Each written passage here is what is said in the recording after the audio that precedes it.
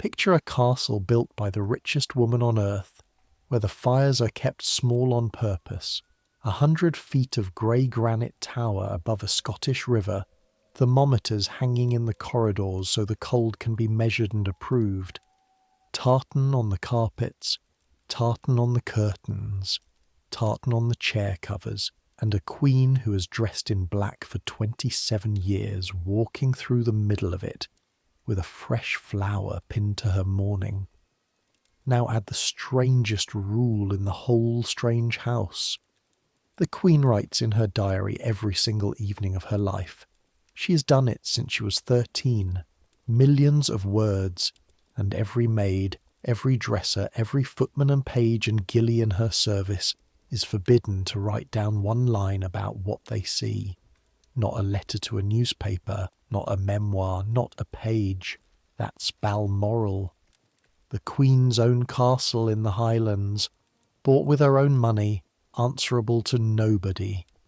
The safest house in the British Empire and one of the coldest. A place where you could spend the morning ironing a black silk bodice worth more than your father's croft and be dismissed by nightfall without a character, which means without a future, for telling anyone what the iron touched. We're going back there tonight. Not as tourists being walked past the stag heads and the tartan wallpaper. We're living it. 1 year, one person, everything she would have seen, smelled, heard, and hidden. But first I owe you the truth about tonight's story, because this is a story about secrets, and it would be a shabby thing to begin it with one. Real voices from inside Queen Victoria's household did survive, against all the rules.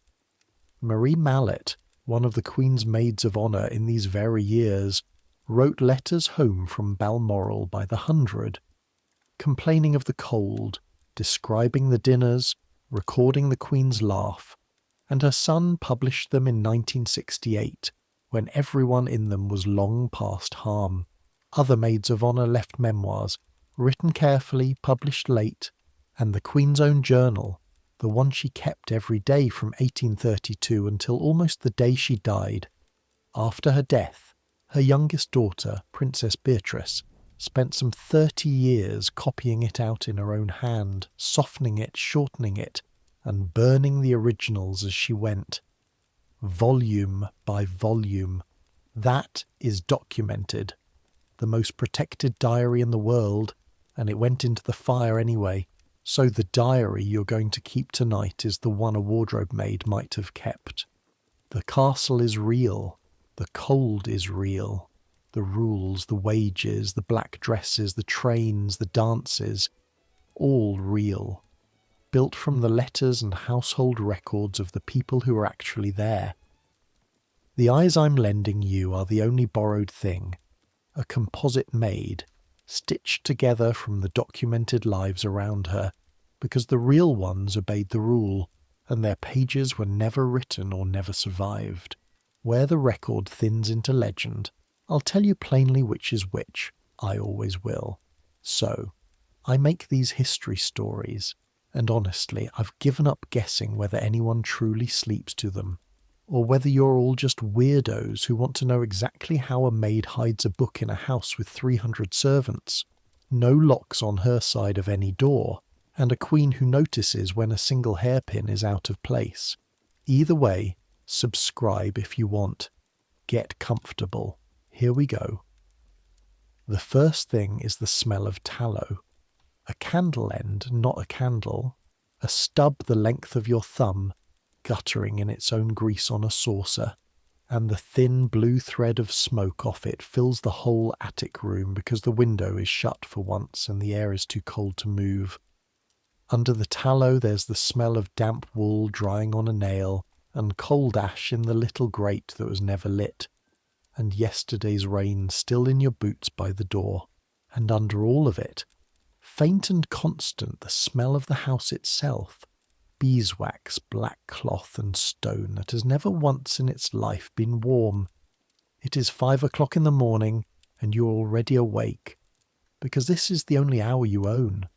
You're sitting on the edge of your bed with a blanket around your shoulders and a book on your knees, and you are writing. The pencil is a stub, like the candle. Ink is out of the question.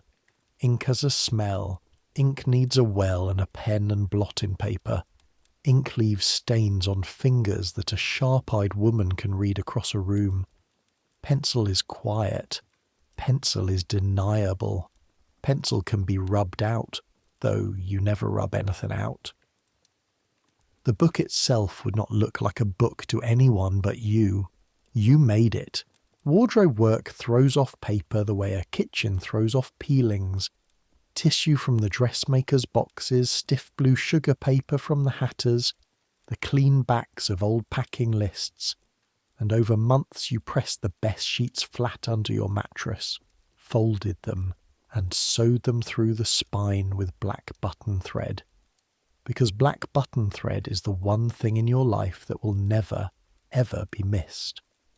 The cover is a strip of glazed cloth cut from the lining of a trunk that was being thrown away. It closes with a loop and a cracked jet button. Hold that button a moment because it matters.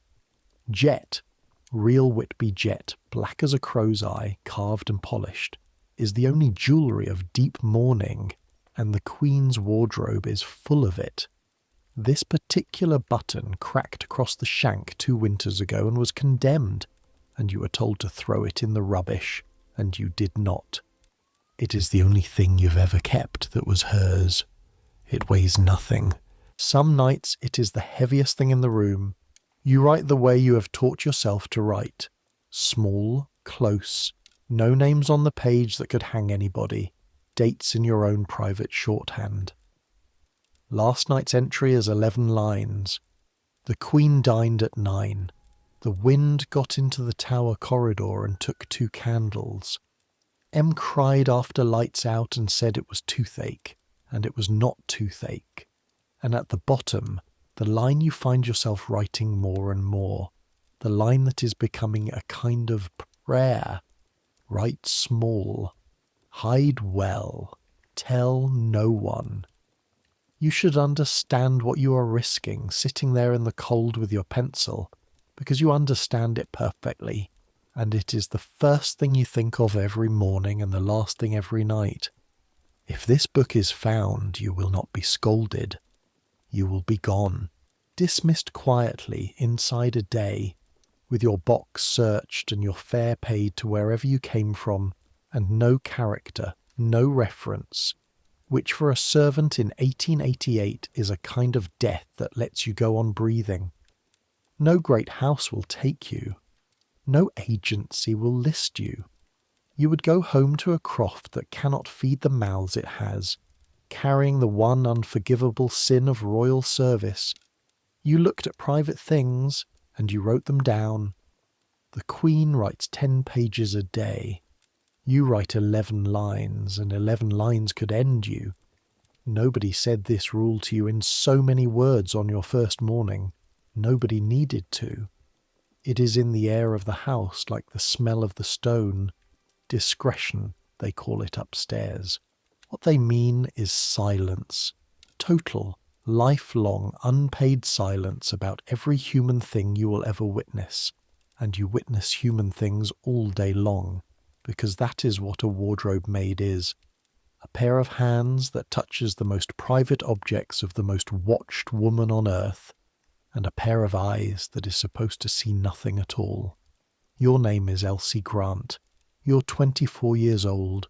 You were born on a croft above Tarland, a day's walk over the hills from where you're sitting now, the second of 7 children, and you came into service at 14 the way water runs downhill, because there was nothing else, and because the castle takes its lower servants from the glens around it and always has.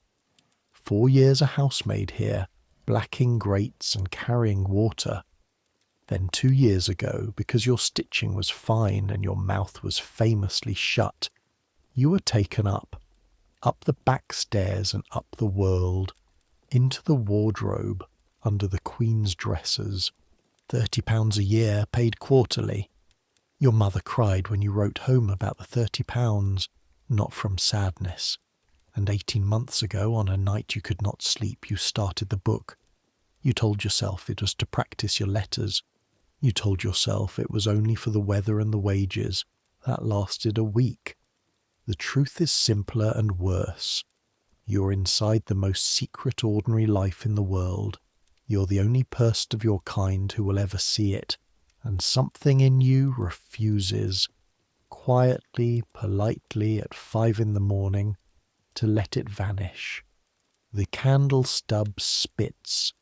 You cup the flame with your hand out of pure habit, though there is no draught strong enough in this shut room to kill it, and the wax runs hot over your thumbnail and you let it. That small burn is part of the hour. It keeps you honest about what the hour costs. The stub comes from a tin. That tin is the second thing you must know about. It is an old lozenge tin, gone to bare metal at the corners, and it lives at the bottom of your trunk and it holds candle ends. Saving candle ends is not a crime. It is a perquisite, one of the little lawful scavengings that servants' lives are built on. The ends of the candles from the corridors and the workrooms are gathered up, and the good long ones go where good long ones go, by rights and by rank, and the stubs come down to girls like you. Everyone has a tin. Yours simply has, beneath its top layer of honest wax and string, a folded oilcloth, and beneath the oilcloth, when the book is not under the floor, the book. A tin is the one object in a servant's box that an inspecting eye slides past, because every tin in every box in the house holds exactly this kind of nothing. Down below you, 5 floors of granite are beginning, very faintly, to make sound. A door, water in a pipe, the dull ring of a range being riddled somewhere under the stone. The house wakes from the bottom up, like a pot coming to the boil, and you know its order by heart. Kitchens first, then the still room, then the housemaid's stairs, then the bells. You have perhaps 6 minutes. You finish the line you are on. You do not hurry the last words. Hurry is how mistakes happen. Hurry is how a book goes into a trunk with its button unfastened and a corner of paper showing. And this too you have made into a rule. Then you slide the pencil stub into the seam of the mattress, wrap the book in its oilcloth, fold it into the tin under the candle ends, and set the tin in the bottom of your trunk under a spare petticoat that is exactly as worn and exactly as boring as a spare petticoat should be. The trunk does not lock. Nothing of yours locks. A servant's box with a lock on it is an insult to the household. A servant is supposed to have nothing to hide. You have one thing to hide, and so you hide it in plain obedience. An open trunk, a tidy tray, a tin of candle ends like every other girl's tin of candle ends. The safest hiding place in a house full of watchers is the exact middle of the ordinary. Across the little room, in the other narrow bed, Maggie is still asleep with her plait over her face, and one raw-knuckled hand hanging out of the blankets into the cold. Maggie Skeen, from Ballater, 8 miles down the river. She talks the way you write, constantly, helplessly. Except she does it out loud, which is legal, and you do it in pencil, which is not. She does not know about the book. Nobody knows about the book. That sentence is your whole architecture. The moment it stops being true, everything after it stops being yours. The first bell of the morning goes far below. Not a summons for you, just the house clearing its throat. And Maggie groans into her pillow, and the candle stub drowns itself at last in its own grease, and the room goes back to the blue half-dark of an October morning in the Highlands, 1888. You blow the smoke smell toward the window out of habit, pull your shawl tighter, and stand up into the cold to begin the day you will write down tomorrow. And you should feel it now, that cold, because it is not weather. It is policy. The Queen believes cold is healthy. That is the official version, and it happens to be true. She believes it absolutely, and her doctors long ago stopped arguing. The unofficial version is lived by everyone else in the house. Fires kept mean and low in rooms the size of churches, windows open to the October air on her instruction, and gentlemen of the household writing home, really writing home in letters that survive. That dinner at Balmoral was taken in a temperature they would not have inflicted on a dairy. Courtiers wore 2 sets of underthings and said nothing, because there was nothing to be said. The Queen sat in the middle of the chill in her black silk, perfectly comfortable, and glanced at the thermometer the way other people glance at a clock. For her the cold is a virtue. For you on the attic floor, where no virtue is required and no fire is allowed before evening, the morning water in the basin has a skin of cold on it that is nearly ice, and you wash in it fast the way you'd handle a nettle. Face, neck, hands. The cloth is stiff. Your fingers come out red and stay red until noon. Every wardrobe maid's hands are red. It is practically part of the uniform. Dressing is quick because there are no decisions in it. Grey wool dress, plain as porridge, black apron, white cap, and every strand of hair under it, because hair is the first thing a dresser's eye goes to. Your boots are yesterday's rain gone hard, and you soften them the only way there is by wearing them. The one glint on your whole person is a steel button hook on a string at your waist, worn smooth as a spoon with use, and even that you polish, because in this house the state of your button hook is the state of your soul. Maggie dresses beside you, talking before her eyes are properly open. Her sister's bairn has the croup. The undercook has quarrelled with the fishmonger's man from Ballater. There is to be a dance for the servants before the court goes south. She has heard it from the second footman, who heard it from the page's boy. You give her the small sound she needs. No, never. While your mind runs ahead down the stairs to the workroom to the black. Because here is what nobody outside ever understands about the wardrobe of Queen Victoria. It is not dresses, it is arithmetic. Black is not one colour. Learn that this morning and you have learned the trade. There is the dead flat black of crepe, the crimped silk gauze of deep mourning that reads light and shows every drop of rain like a scar. Crepe is a tyrant. It cannot be brushed. It cannot be damped. It shivers into rust-brown ruin if you breathe on it wrong, and it costs 3 and 6 a yard, which is a week of a scullery maid's wages wound onto a rail. There is the soft, deep black of merino for morning, the hard shine of silk for evening. The greenish black an old dye takes after 2 seasons, the brown black of a hem that has walked gravel paths, the blue black of new bombazine that has never seen the sun. The Queen has worn black since December 1861, 27 years this winter, and she will wear it until she dies, and so the wardrobe is a nation of blacks, and your work is to know every citizen of it by name, and it is worked like a ship. At the top, above everybody, the Queen's dressers, the German-born principal dresser and her seconds, who alone put their hands on the Queen herself, who alone go into the dressing room when she is in it. Below the dressers, the wardrobe maids, you and women like you, who make everything possible and touch everything except the Queen.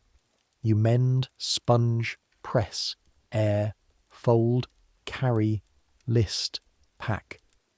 You know the body of the most famous woman alive the way a sailmaker knows a sail, by its cloth, its strain, its wear, and you may go a full week without once seeing her face.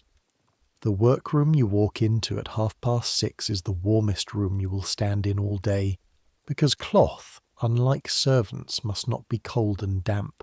2 flat irons already heating at the grate, the long deal table scrubbed white as bone, shelves of boxes, each labelled in a copper plate hand, gloves in their dozens, because the Queen gives gloves away the way other people give pennies, caps, the white widow's caps of fine muslin that sit under everything she wears, and streamers for them, jet in a locked case, crepe on its rolls, wrapped like a patient, and at the head of the table, already working, always already working, Mrs. Innes, head wardrobe woman, 56 years old, 30 of them in this house, a long grey needle of a woman with steel spectacles and a voice she almost never raises above the level of a page-turning.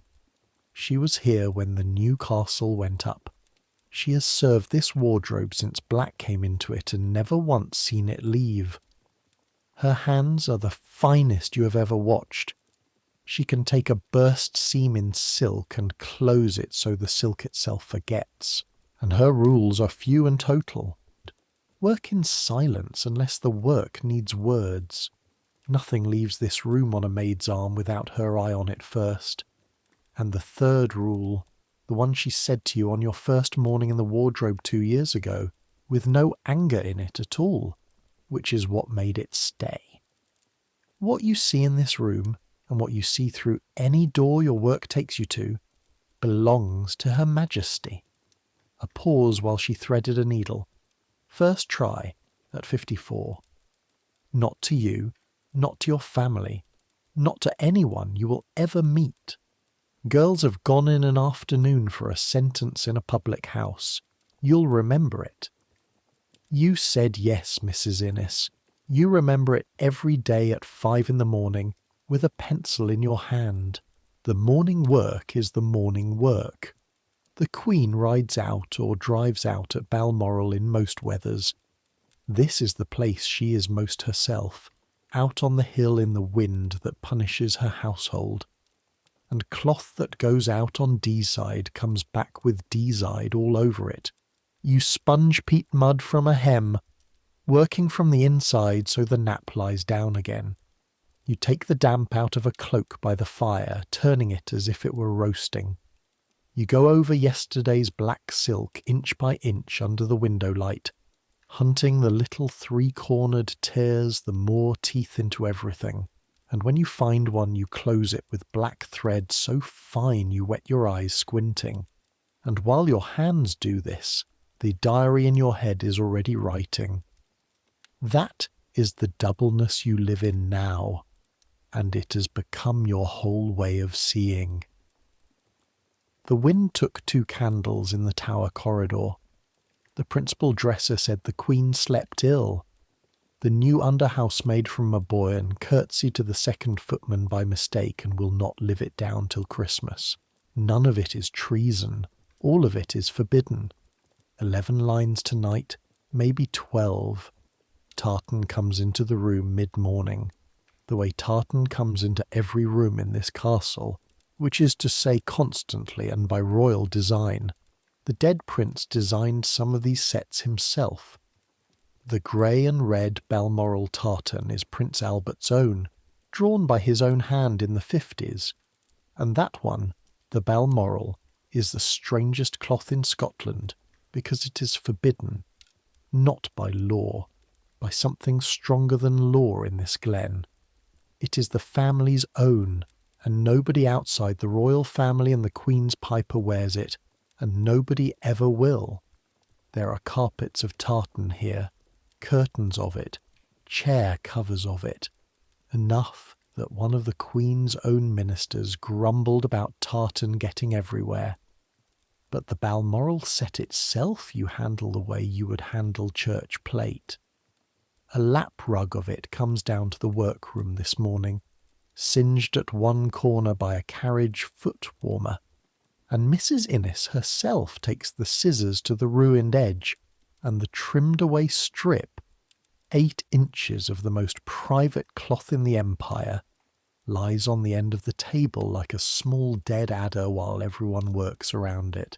It is Maggie, sent up with a message from the laundry, who stops and touches it with one finger. "They burn these," she says. "Effie says they burn every scrap so it can't be got." And then, quick as a linnet, with the pure daftness that makes you love her and fear for her in the same breath, "It would make a bonny wee band for a hat." "It would make a bonny wee scandal," Mrs. Innes says without looking up, and the room breathes again, and Maggie laughs and is gone with her message, and you notice, because noticing is the disease you have, that when the singed trimmings are gathered at the end of the morning for the workroom fire, the strip on the table looks a half-inch shorter than it did. You could not swear to it. You write nothing you could not swear to. That is another rule of the book. But you look at the door Maggie went out of, and something in the back of your neck goes cold in a way that has nothing to do with the Queen's open windows, because you know better than anyone alive what it is to keep one small forbidden thing in a tin. At noon there is dinner in the servants' hall. Real food and plenty of it. Broth and mutton and bread. Because whatever else this household stints, it does not stint the table. You eat at the long board in the steam and clatter, and Effie sits across from you. Old Effie, lamp and laundry woman, though her hands do less now, and her tongue does more. She came to Deeside the year the old castle came down and the new one went up. She'll tell you the mason's wages if you let her, and she has watched this household from underneath for 35 years, which is a way of seeing that misses nothing that matters and forgives most of it. Cold the day, she says, which on Deeside in October is not information but liturgy. Cold the day, you agree. She studies you over her broth with her small bright eyes, an old woman who has watched 1,000 young women carry 1,000 kinds of trouble through this hall. "You've an old face on you this month, Elsie Grant," she says. "You carry something. Your spoon does not pause. You have trained your spoon." "The court goes south in 3 weeks, you say. I carry the packing lists." Effie snorts, satisfied or pretending to be, and turns her guns on the undercook's quarrel with the fishmonger. But as you stack your bowl and rise, she catches your wrist with one dry little hand, an old woman's grip, light as a bird and impossible to refuse, and says the thing you will write down that night in letters smaller than any you have written yet. "This house keeps what it keeps, lass. See it doesn't keep you." In the afternoon you see the Queen. Understand what seeing means for a servant in this house, because it is the opposite of what the word means anywhere else. There is a discipline to it, taught to you at 14 along with the blacking of grates, and it goes like this. When Her Majesty approaches, you do not approach. You step into a doorway, a window bay, a side passage, whatever the corridor offers, and you turn. Not your back, never quite your back, but your face away, your eyes down, your body still as furniture. Housemaids in the royal residences are timed and routed like trains precisely so that this never needs to happen. The Queen should be able to live a whole year in her own house and never once see the hands that run it. When the system fails and a corridor puts you in her path, you become a piece of the wall. You do not look. Being looked at is above your station. Being invisible is the work. So when the little procession comes down the tower corridor this afternoon, a rustle first, silk on carpet, then the tap of a stick and the particular unhurried weight of her step. You are in the window bay, with a folded cloak over your arms, before your mind has finished hearing it, face to the glass, eyes on the middle distance where the Dee runs grey between bare birches, and in the glass, faintly, you see her anyway. The window makes a mirror of the dark afternoon, and you have never decided whether using it is a sin. She is small, That is the first thing every new servant whispers, and the last thing any of them says aloud. The Queen, Empress of India, is a small, stout woman in her 70th year, in black silk and a white widow's cap, moving with a stick and a limp her household pretends not to see. In the glass she passes within 6 feet of you. You can hear her breathing slightly, the way stout people breathe on a long corridor. You can smell orange flower water and black cloth. A dresser follows with a shawl. A page follows the dresser. Nobody speaks. The procession taps and rustles away down the granite. A door receives it, and the corridor lets you exist again. Total, the whole event, perhaps 12 seconds. You will give it 4 lines tonight, and the 4 lines will be the truest record on earth of those 12 seconds, because the only other person keeping one is her. That is the thought you cannot leave alone, and it has grown all year like a root under a wall. Every evening after dinner the Queen writes. Everyone in the household knows it the way they know the river runs. She has kept her journal since she was a girl of 13, since 1832, through her wedding and her children and her husband's death, and every Prime Minister from Melbourne to Salisbury, page upon page in her fast slope in hand, and she is not secret about it. It is as much a part of her evening as prayers. More than that. 15 years ago she did the unthinkable and published some of it. Her Highland journals, made into a book for anyone with a few shillings, and then a second book of them just 4 years ago. A Queen's private diary, printed, bound, sold in shops. Effie has seen a copy in the manse at Crathie. There is one in the housekeeper's room, kept like scripture. The Queen's diary is literature. Your diary is a dismissal waiting to happen. You have thought about that until the thinking wore a groove, and the groove always ends at the same hard little truth. The difference is not the writing. The difference is whose eyes are supposed to be in the head. She looks, you are looked at, or rather you're precisely not looked at. And things that are not looked at are not supposed to look back. 11 lines a night is you looking back. That is the whole crime. At 4, Mrs. Innes sends you out. A delivery of gloves come up from Ballater to the lodge gate, to be fetched and checked against the invoice before the light goes. And this is the errand you would pay for if errands could be bought, because it takes you outside, and outside is the other half of your life. The castle from the gravel is a thing you have never once managed to see plainly, though you have tried for 10 years. It is too strange.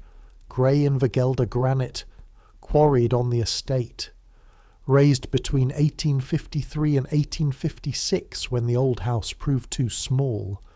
The prince drove the design, a Scots baronial dream of turrets and crow steps and pepper pot towers, and the clock tower stands about 80 feet over the courtyard with its flag rope singing in the wind. It was meant to look ancient the day it was born.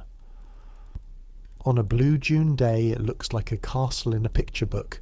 On a day like this, under a sky the colour of wet slate, with every window dark and one bar of yellow lamplight low in the west wing, it looks like what it actually is. A very large, very cold machine for keeping one woman's grief at exactly the right temperature. Your boots crunch down the drive and you pass the statue. He stands in bronze above the path, kilted, a plaid over one shoulder, a stick in his hand, looking out over the grounds he ran for 20 years as if he still ran them. John Brown. The Queen's own Highland servant, her word for him grew grander every year he lived. Dead these 5 years, and mourned by her. Everyone in this glen will tell you quietly, second only to the prince himself. She raised this statue to him within sight of her windows. She wears his photograph. The kirkyard at Crathie holds his stone, and the inscription on it she chose herself. You were a housemaid of 19 when he died. March of 1883 in London at Windsor. And you remember the strangeness of that spring even from the bottom of the house. The Queen's long silence, the black-edged paper, the way the older servants spoke of it out of the sides of their mouths. Half the household had feared him, this blunt-tongued gilly who ordered earls about and told the Queen the truth in broad Deeside Scots. And the other half had loved him for exactly that. And every last one of them understood what nobody was permitted to say, that the small woman in black had been less lonely while he lived. 5 years on, his absence is still a presence here, the way a felled tree is present in a wood. His brothers are still about the estate. His statue gets the morning sun, and in the wardrobe there is a drawer. Third drawer down, in the old press at the north end of the workroom, and it is the only drawer in that room Mrs. Innes keeps locked. You've inventoried every shelf and box of that room twice a year for 2 years. You've never seen that drawer open. The key is not on the workroom ring. It is on the ring Mrs. Innes wears at her waist, the small ring, the personal one. Once, last spring, you came in early and found her standing before that press with the drawer half out and her back to the door, perfectly still, and she closed it without hurry when she heard you. Mrs. Innes never hurries, and turned around with her ordinary face on and said the fire wanted making up, and that was all. The drawer is not on any list you've ever copied. In a room where every glove has a number, there is one drawer of nothing. You keep a tin. Mrs. Innes keeps a drawer. You would not dare say that sentence aloud in your own skull above a whisper, but you wrote it once in April, and reading it back you felt the book stop being a pastime. That was the entry where the book became what it is, evidence that the house is made of kept things, floor to attic, queen to maid, every soul in it holding some small forbidden weight against the cold. Paper remembers, that is why they fear it. The lodge gate is a 1/4 mile on, and Donald is there before you, which is not an accident, though it is dressed as one. Donald Stewart. Gilly, 27, a long quiet hill of a lad from Inverdown River. His uncle worked the ponies under Brown for 15 years, and Donald came onto the estate at 14 the same autumn you came to the castle, and for 10 years you've been meeting at gates and bridges and kirk doors by accidents of this same design. He has the Gillies trade in his bones, the deer, the ponies, the river, and the Gillies' strange station, which you have long thought is the male shape of your own, closer to the Queen in a day on the hill than a duchess gets in a season, and invisible the moment the day ends. He has the gloves parcel under his arm, saving you the last 100 yards, and he hands it over as if it were nothing, which is how everything is handed over between you. Herself was out to Glen Gelder the day, he says. Herself, in this glen, needs no other name. Took the pony carriage away up in the wind. We had the plaids on her knee and she'd have none of the second one. A pause, looking at the river. She stood a long while at the cottage where the old stalker's widow bides, went in her lane, came out with her eyes red and gave the woman's lassie a shilling. This is the other Queen, the one the newspapers to the south do not know, and the glen will not sell them. You have seen it yourself, twice, from the edge of it. The Queen of the cottages. She goes into her old tenants without ceremony, sits by box beds in single-room dwellings with the hens at the door, brings flannel petticoats and tea and tobacco with her own hands, reads to the sick, remembers every name and every bairn and every grave. Her journal, the printed one, the one anyone may read, is full of these visits, set down plain as a farm wife's letters. The grand household shivers around a stone-cold woman. The glen knows a warm one. Both are true. You gave up trying to make them one woman a long time ago. You just write down what each of them does. And you, Donald says in the voice he keeps for the end of conversations, because the light is going, and you must both be back. You're peely-wally, and you've ink at the side of your thumb. Pencil, not ink. Graphite dust worked into the skin at the side of your right thumb that no basin ever quite lifts. Your heart puts one cold foot wrong and steps back. Donald reads hills, not hands. There is no thought behind his eyes but the old one, the kind one. Packing lists, you say, which is becoming your answer to everything. Aye, he says. Well? He looks at you the way he has looked at you at 10 years of Gates, and shoulders his own parcel, and goes. And you walk back up the drive with gloves for a queen under your arm, past the bronze man on his plinth, into the machine, thinking, 3 weeks to the migration, and tonight makes 306 entries, and Donald Stewart notices the side of a person's thumb. Write small. Hide well. Tell no one. The glove parcel is checked in the workroom by lamplight, and even this, the smallest chore of the day, is done as if a kingdom hung on it, because in this room the kingdom is in the details or it is nowhere. 24 pairs, black kid, size 6 1/4. The Queen's hands are small and famous among glove makers for it, and every pair comes out of its tissue to be turned, smelled for bad dye, laid against the lamp, and entered in the daybook against the carrier's invoice. Mrs. Innes reads the numbers aloud and you say them back, the way it is always done in this room, 2 voices to every figure, so that no single tired eye can let an error through. 11 shillings and 6pence the dozen. The Queen will give half of these away before spring. Gloves go from her wardrobe to the hands of stalkers' wives and cottage lasses all up this glen, the way other monarchs give medals. And the wardrobe will order more and the column will balance. Everything in this room balances. You've come to think that is half of why Mrs. Innes has stayed 30 years. A life where, at the end of every day, the figures can be made to agree. Your figures do not agree.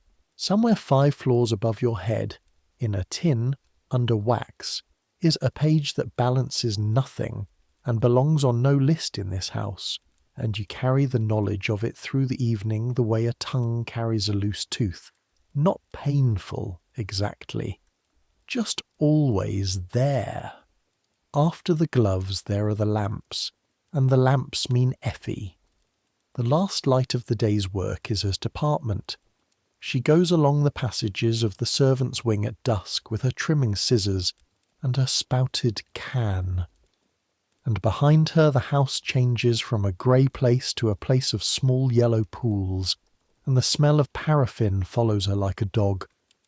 The wax lights, the corridors above, the workrooms, the sconces on the principal stair, those are ended by the footman, and the ends come down in a box to the lamp room, and this is where the economy of stubs is transacted nightly, with the gravity of a bank. And when I say the house saves candle ends, I need you to understand what that means in a household like this. This is not thrift the way your mother knew thrift, one rushlight nursed through a winter. Balmoral burns through wax the way it burns through blacking and tea leaves and soap, by the hundredweight, by the quarter, all of it entered and priced, and at the bottom of that river of light there is a delta of stubs, and the stubs have their own law, old as service itself. The long ends, 3 inches and better, go to the upper servants by right. The middling ends go to the still room and the sewing rooms, and the true stubs, the thumb lengths, the drowning men, those come down to the attics, To the girls, a few at a time, meted out by Effie with her little bright eyes, and nobody above stairs has ever once thought about them, because nobody above stairs has ever needed to see after dark on their own penny. For your tin, Effie says tonight, and drops 3 stubs into your palm, and your heart does the small cold stumble it does every time she says it, which is said 100 times, which means nothing, which is only what she says to every girl who keeps a tin, which is every girl in the house. You have examined the words from every side, lying awake. There is nothing in them. There is nothing in them the way there is nothing in your trunk. That is the trouble with a hidden thing. It teaches you that ordinary sentences have linings. Cold the day, you say, by way of thanks. Cold the day, says Effie, and colder the morn, and turns back to her wicks. Supper in the hall is barley broth and cold mutton from noon, and the long table is loud with the one subject the whole lower house has held in its mouth all week like a sweet. The dance. It is real. Maggie had it from the second footman, and the second footman had it, for once in his life, from somewhere true.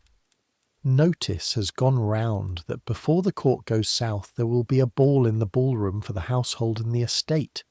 The servants, the gillies, the keepers and their wives, the tenants of the nearer farms, with the pipers up from the ranks, and the fiddlers fetched from Ballater, and Her Majesty herself will come and see the dancing, as she does, as she has done at this castle since before you were born. The Gillies' ball. The one night of the year the house is turned upside down and shaken, gently, by royal command. Maggie is incandescent. She has a ribbon, cherry-coloured, bought in a Boyne at the Feeing Market 2 years ago, and never yet worn. And she narrates the ribbon to you, and to the third housemaid, and to a scullery girl who's never once been spoken to at this table. Ribbon as opening argument. Ribbon as closing speech. Ye give her the small sounds. Aye, bonny. No, the cherry. No, the blue. And behind your eyes, where the second life is lived, the pencil is already moving. Notice of the ball. Em has a ribbon, and has worn it all evening without once putting it on. That night, in the attic, there is a fire. This is the change the notice of the flitting brings, small and real as a new coin. From now until the court goes south, the attic grates are allowed their evening scuttle, half filled, because the year has turned and even a house that believes in cold does not care to ship its maids to the station with bronchitis. The fire is the size of a cat and twice as precious. You and Maggie undress by it in turns, closest side roasting, far side freezing, the oldest arrangement in Scotland. And when Maggie is asleep, truly asleep, the deep water of her breathing, a thing you've learned to sound the way Donald sounds the river, you do the other thing the fire season means. You kneel at the foot of your bed, and you lift the board. It is the third board from the wall, under the iron foot of the bedstead, and it has a knot in it like a closed eye. You found it your first winter in this room, before there was anything to hide, back when it was only a loose board and you were only a girl who noticed things. It lifts on the knot end if you press the other end with your thumb, and under it, between the joists, is a dry little coffin of space, swept clean by 30 years of draughts. You keep the tin in the trunk because the trunk is ordinary, and ordinary is armour.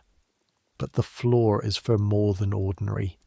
The floor is for when the house is strange, when there are extra eyes about, when the flitting turns every room out of doors, when boxes go down to be corded by men you don't know. The tin is where the book lives. The floor is where it survives. Tonight you are only visiting. You lift the board, and you look at the empty dark of the space, and you measure it with your eyes for the 100th time, and you set the board back and press it home with your palm until the knot sits flush. A landlady looking over a room she will shortly let. 3 weeks. Then the court goes south, and the book will not be going with it, and this black slot under the floor of a locked and shuttered castle will be the safest library in Scotland. You get into bed with your shawl still on. Above the dying cat of a fire, the chimney hums its one flat note. Somewhere below, a clock you have never seen strikes 11, and the granite carries it up through 5 floors and into the iron of the bedstead, faint as a pulse.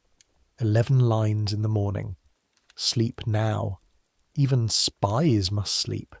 At 5 you're awake, because you are always awake at 5, because the hour is yours and no one else in the Empire wants it. Stub, saucer, blanket, book. Entry 307. The gloves came and counted true. E gave me 3 ends and my heart went like a rabbit. For nothing. For the 100th time. Notice of the ball is out. M's ribbon. And then, 'cause the book gets the truth, or it gets nothing. The strip of the family's tartan looked short to me on the table on Tuesday. I could not swear it. I write what I could swear, but I have looked at Miss all evening and thought of a hat that can never be worn, and a book that can never be read, and how this house makes us all into tins with false bottoms. You read that back once, lips not moving. It is the truest thing you've written this month, which is exactly why it frightens you. The week of the ball, the weather breaks clear and hard, the first true frost, the hills to the south suddenly white-shouldered in the mornings, and the whole house begins to move like a clock with 2 mainsprings wound at once, because the flitting and the ball are both coming, and they pull the same 300 pairs of hands in opposite directions. In the wardrobe it is lists by day, and the ball creeping in at the edges by night. The Queen's blacks for the journey south must be chosen, checked, and set aside untouchable, the way a ship's captain sets aside his storm canvas. The crepe goes to its rolls with tissue between every layer, because folded crepe remembers the fold forever, like a grudge. The jet is counted piece by piece against the inventory book, Mrs. Innes reading you answering, the locked case open on the table smelling of camphor and cold stone, 30 pieces, 30 entries, the columns agreeing, the little black suns of the brooches drinking the lamplight, and in the evenings, unofficially silently sanctioned, the wardrobe earns its popularity. Because the maids of this house own, among them, perhaps a dozen dresses fit for a ball, and the ball is coming for all of them, and there is only one room in the castle full of women who can make over a bodice in an evening. Sleeves are let out and taken in. A shawl is refringed. Maggie's grey Sunday dress acquires, from somewhere, from nowhere, a collar of white work that makes her look 17 and lit from inside, and Mrs. Innes, who sees everything, contrives with great care to see none of it, provided it happens after hours, and provided not 1 inch of anything from the boxes on those shelves so much as breathes near it. The line is absolute, and everyone stands well back from it. What the house lends tonight is skill, not cloth. Skill was always yours to give. Cloth is hers. The cherry ribbon comes to you on the Thursday, borne in both hands like a relic. Maggie wants it in her hair, and she wants it right. And you are the finest needle in the attics, and so by candlelight you bind the ends and steam it over the kettle in the housemaid's pantry, until the crease of 2 years in a drawer surrenders, and you pin it while she sits on the bed with her back to you, chattering, and then for once in her life falling silent, watching the 2 of you in the little blistered glass propped on the mantel. "Elsie," she says at last, in a voice with no linnet in it at all. "Do you ever think we'll be old?" The pin waits in your hand. In the glass her eyes find yours, and they're very young and very serious, and behind both your faces the room stands grey and small. 2 beds, 2 boxes, 1 candle. 80 years of other girls gone through rooms like it, like water through a sluice. "We'll be old," you say, "and I'll still be doing your hair." She laughs, and the seriousness closes over the way a pool closes over a dropped stone, and 11 lines that night become 14. The ballroom is the one great room of the castle, built with it in the 50s, long and high with a timbered ceiling, and on the night of the ball it stops being a room and becomes a lamp.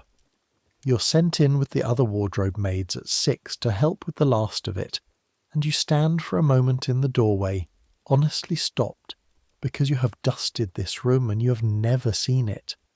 Candles and oil lamps the whole length of it, banks of them, and the light comes off the polished floor in a sheet. Stag heads along the walls wearing shadows like second antlers. Evergreens and late heather bound to the sconces, so that under the wax and the lamp oil the whole room smells faintly of the hill, as if the outside had been invited too. At the far end, chairs, not many. One of them is not like the others. By 8 the room holds more people than your parish. Gillies and keepers with their beards combed, in their kilts, scrubbed to the raw shine of men who wash once a week and have to night wash twice. Laundry maids and dairy maids and housemaids in their made-over Sunday dresses. The balleter fiddlers tuning in a corner, a sound like cats agreeing to be friendly. The upper servants along the walls with the gravity of ambassadors, and the tenants in from the farms with their wives, and the children of the nearer cottages allowed in at the bottom of the room, combed flat, already sliding on the floor when their mothers' eyes are elsewhere. Whiskey is in the room, it is not hidden. On this one night it is poured under the roof of a queen with her blessing, in measured glasses that get less measured as the fiddles warm, and the smell of it threads through the heather and the wax, sweet and peaty, the smell of permission. And at 9 the doors at the top of the room open, and the whole long lamp of a room rises like one animal and goes still. She is smaller than the stillness she makes. She comes in on the arm of one of the household, black silk to the floor, the white cap, a shawl of the grey and red tartan you may not touch across her shoulders, and behind her the ladies and gentlemen in their evening things, and she goes, unhurried, leaning on her stick to the chair that is not like the others, and sits, and settles her skirts, and puts on her spectacles. And then the strangest thing you know of in the whole strange world happens, the thing you have seen twice before and will never learn to believe. She nods, the fiddles strike, and the room turns over. Because on this one night the glass turns round. 364 evenings a year she is the watched thing, by her household, by her empire, by every eye in every corridor she passes, and the servants are the invisible machinery in the walls. Tonight the machinery dances, and the most watched woman on earth is the audience. She has come to look at you. It is the only night of the year when being looked at for a servant is not a fault. Some of the young ones never get used to it and dance the whole night with their backs to a chair. The old ones know better, the old ones know she came to see. Donald finds you for the second reel. He does not ask the way the footmen ask, with the bow they've copied from upstairs. He arrives beside you as the sets are forming, the way he arrives at gates, and holds out his hand palm up, like a man offering to take a parcel, and says, "They're needing a 4th couple," which in the language of Donald Stewart is a sonnet.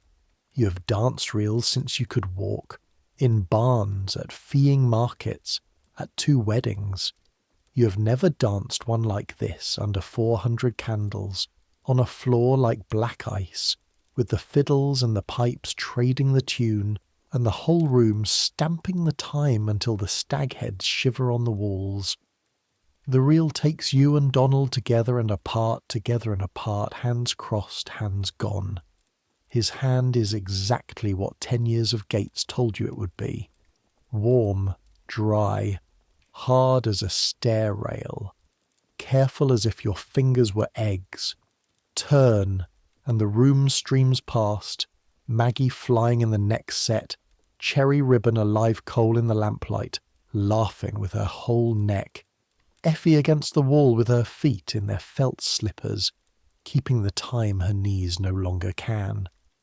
Mrs. Innes, bolt upright on a bench in her decades-old best silk, steel spectacles flashing, and her toe, her one traitor toe, tapping.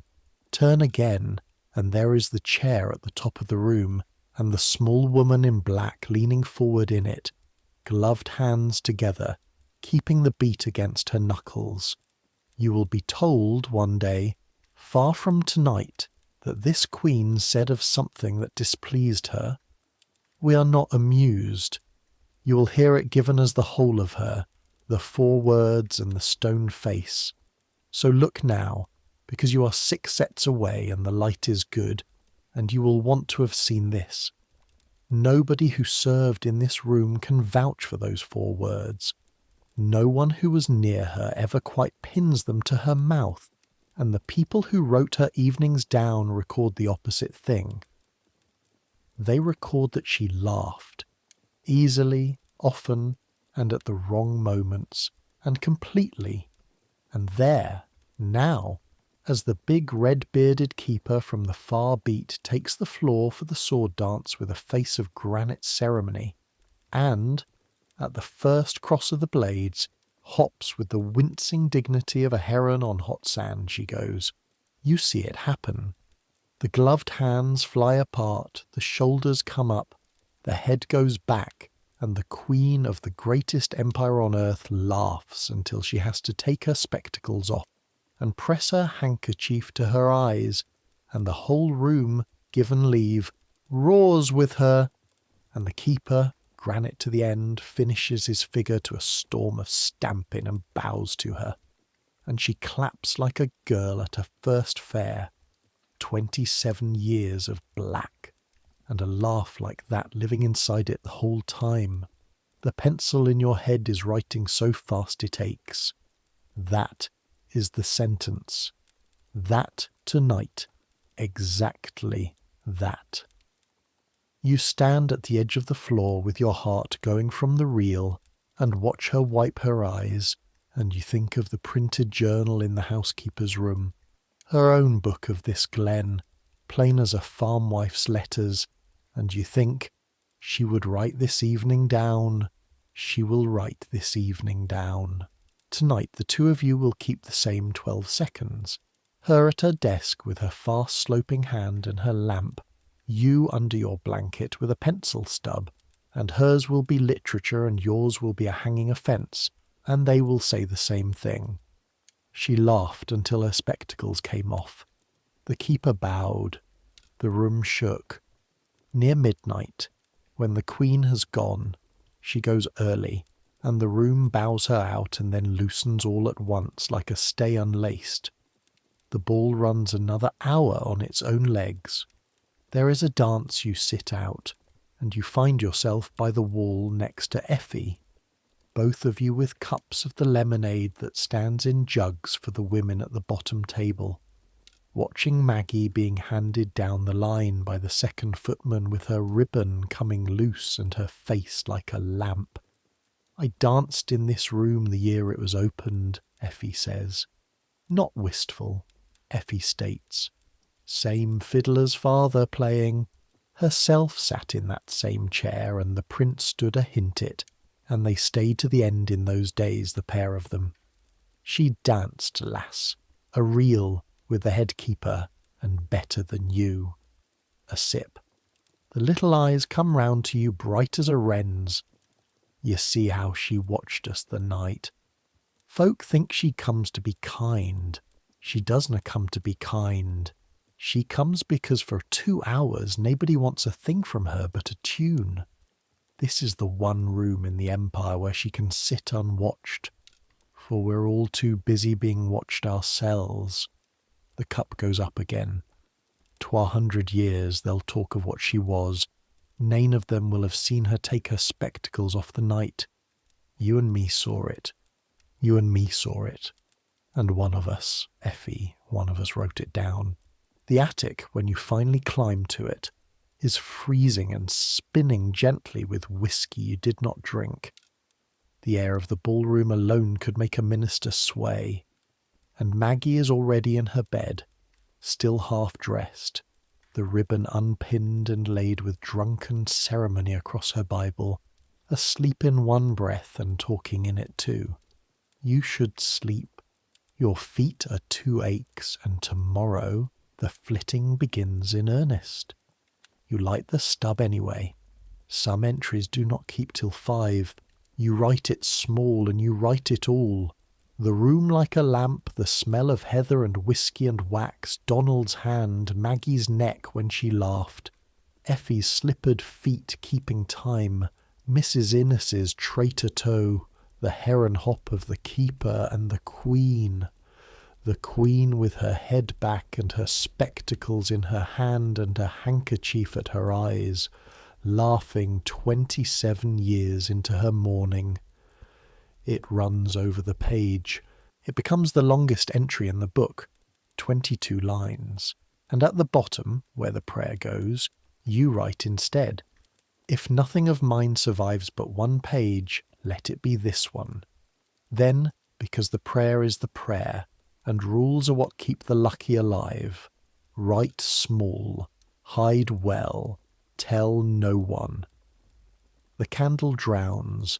The castle ticks and settles around 300 sleeping servants and one small awake queen writing at her lamp somewhere far below, and you lie in the dark with your feet aching and your book against your ribs under the blanket, and for once this one night of the year, the house and everyone in it kept the same secret, and the secret was joy. 4 days later, the vans begin. And when I say the court goes south, I need you to understand what that means for a house like this. This is not a family shutting up a shooting lodge. This is a government, a hospital, a hotel, a post office, and a small standing army deciding to be 600 miles away by the end of the week and taking its world with it. The wardrobe alone fills 17 trunks. You know, because the list is in your hand and your hand wrote it twice, once in rough and once fair. Every trunk lined, every layer papered, the crepe rolled like patience, the jet case wadded and locked, and the key on its own ring, the gowns laid with sleeves stuffed with tissue so they travel like sleeping women and not like the dead. Every trunk corded, every cord sealed, every seal numbered, every number entered in 3 books, one of which goes ahead, one of which travels, and one of which stays. The vans go down to Ballater station for 2 days in a line, and the estate horses know the road so well the carters barely trouble to drive. You have one piece of packing of your own, and you do it on the last night, at 1 in the morning, kneeling at the foot of your bed with the board up and Maggie breathing her deep water breathing 8 feet away. The book is wrapped 3 times. First the oilcloth, folded the way you always fold it, edges under. Then a piece of the stiff blue sugar paper, because paper fights damp before cloth does. Then a rag of waxed canvas begged off a trunk mender in the summer, and the whole parcel tied with, what else, black button thread, and laid flat in the dry little coffin between the joists, and the board pressed home over it with your palm until the knot sits flush like a closed eye going back to sleep. It is the sensible thing. You have reasoned it 100 times. South, in the other place, quarters are strange, routines are strange. The housekeeping is strict and old, and has seen every trick since George III. A book that travels can be found by anyone, and a book under a Balmoral floor can be found by nobody, because from next week there will be nobody here but the skeleton staff and the shrouded furniture and the mice. And still, when the board is down, your hands stay flat on it a long moment, the way you'd hold the shoulder of someone leaving, and the parting is worse than sense says it should be. 18 months it has slept an arm's reach from you. Now it will winter alone in the cold you are escaping, under an empty castle. The one thing of yours this house will keep without knowing it keeps it. Write small, hide well, tell no one, and leave it behind, which is the hiding and the hardest of the three. Ballater Station at 7 in the morning is a fairground with the joy removed and a hard frost over everything. Lamps still lit, breath in clouds, porters running, the estate folk down to see the going the way they come every year, and the train itself long and dark and breathing along the platform like something the century invented to eat distance. The Queen's own carriages ride in the middle of it, her saloon deep blue and gleaming, lamps already lit gold inside. The household forward, these servants forward of that, on cushions thinner by exact degrees of rank. You have a window seat because Maggie wants the aisle to talk across, and as the train pulls out you watch the hills you were born under swing slowly off the glass, and the strangest home a girl ever had go behind a shoulder of birch and be gone. The royal train does not hurry. Her Majesty does not approve of speed, and so the fastest woman in the world travels at 40 miles an hour, with the whole empire's timetables bowing out of her way, and the journey runs the day down and goes on into the dark. You sleep sitting, wake at strange bright stations with your neck cricked, and Maggie's head on your shoulder, sleep again, and somewhere in the small hours the air itself changes, softer, dirtier, smelling of coal and multitude, and by morning you are in the other country, the green tame one, and the castle that rises over the last of the journey is grey like home and like home in no other particular whatsoever. Windsor. You get one day of it here, because this is a story about the North, and Windsor's days, the Queen's days, her hours, her habits, her table, are another night's telling. But stand in it once, this one morning, a wardrobe maid with a list in her hand, and feel the difference in your boot soles. Balmoral is a big house. This is a town wearing a crown. A corridor runs along the private apartments longer than your whole castle at home, gas-lit, carpeted the colour of dried blood, hung with pictures the length of a village street. You walk 7 minutes indoors, at your quick walk, to deliver a note that at home would go hand to hand in one. There are more servants here than your parish has souls, and rank stands thicker on everything. At home the head keeper argues with gentlemen and herself laughs at the sword dance. Here a page will not carry what a footman should, a footman will not touch what a housemaid must, and the wardrobe girls from Scotland are looked at down 2 inches of nose until it is discovered how they sew. Fires burn everywhere and warm nothing over a yard. In the dead prince's rooms, they say, the hot water still goes up of an evening after 27 years, and his things stand ready as if wanted. That is all you will hear of it tonight, and even that you did not hear from me. But here is the thing you truly learn at Windsor, the thing that goes into the loose leaves in letters smaller than any yet.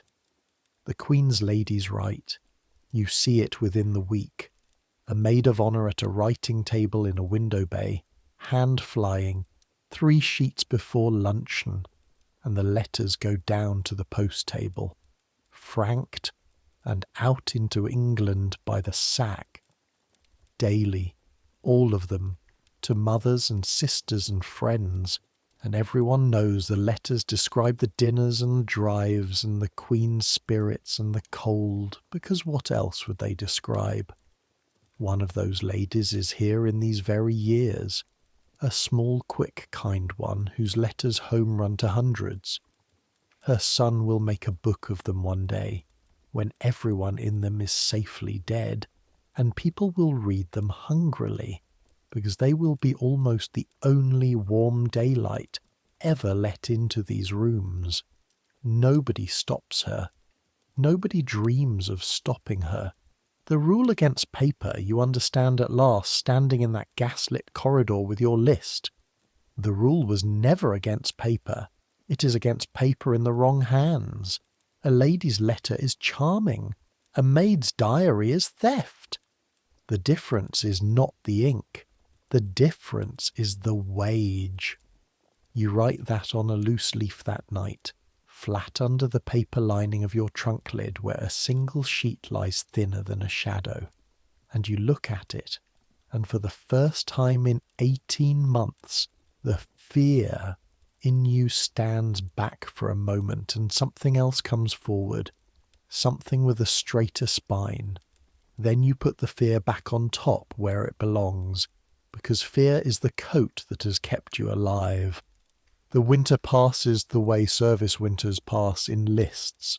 Christmas goes by from a distance, the court to Osborne, the island place and back, and you go where the wardrobe goes and mend where mending is, and the loose leaves under the trunk lid gather slowly. Thin gruel after the book's plenty.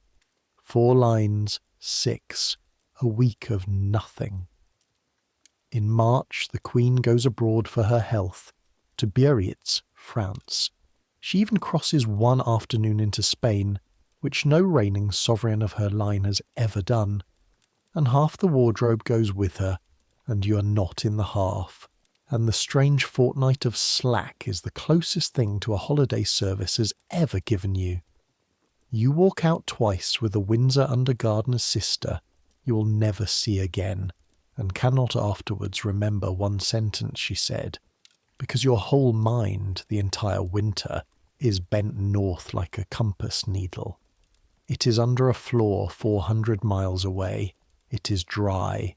It is safe. Nobody knows. You tell yourself its 3 rules as if it could hear them. Some nights, absurdly, you miss it the way you'd miss a person. The 5th hour of the morning stands empty, and you lie awake in the too warm south with nothing to hold a pencil for. In May, the advance party goes north, and you are in it, and the train that took a day and a night going down takes a day and a night coming up, and feels like an hour because every mile of it is the right direction.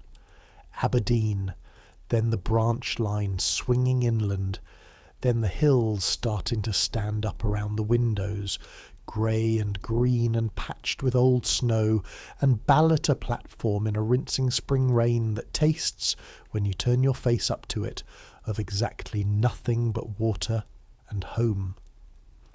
The castle stands where you left it, shuttered, cold as a church safe, and the advance party's work is to wake it. Shutters back, covers off, chimneys tried, mattresses aired, the whole granite machine oiled and wound before herself comes north. You climb to the attic room on the first evening with your box on your hip, and the room is stone cold and smells of shut-up dust, and Maggie is still a week behind you with the second party. So you are alone, and you make yourself do the shutters and the bed and the unpacking first, every button of it, because you're not a girl who runs to a floorboard while her boots are still wet. Then you kneel at the bed foot and press the board's end, and the knot lifts to your thumb like a hand taking a hand. Dry. Whole. The waxed canvas beaded with damp on the outside and dust furred, and inside that the blue paper crisp, and inside that the oilcloth, and inside that the book, cold as a stone from a river, the glazed cloth of its cover fogging faintly with your breath. You sit back on your heels on the bare boards of the freezing room and hold it in both hands like something you'd been told died in the winter, and it is only when the first drop lands dark on the cover that you notice, with clinical astonishment, that you are crying. Over paper, over stubs of pencil and sewn sugar paper in 11 lines a night. Over that, because it is 7 months of your 1 hour, and it wintered alone, and it kept. That night the book gets its first entry since November, and the pencil shakes on the opening words and then settles into the old small hand as if no month had happened at all. Home. It kept. I kept. Both of us wintered. The Queen turned 70 this May, the 24th, with the shops of the Empire full of her face, and in June she comes north, and the glen turns over like a field under the plough. The flag goes up the 80-foot tower, the thermometers go back to being read and approved, the wardrobe fills with the trunks you packed in another world, and the whole black nation of her clothing is unpacked, shaken, aired, listed and shelved by the same two voices, Mrs. Innes reading, you answering. The columns closing their teeth softly on every number. Effie holds court in the lamp room as if November had never happened. Donald is at the lodge gate the first Tuesday, exactly as accidental as ever, browner, wider, pretending not to search your face while searching it. You wintered then, he says. I wintered, you say.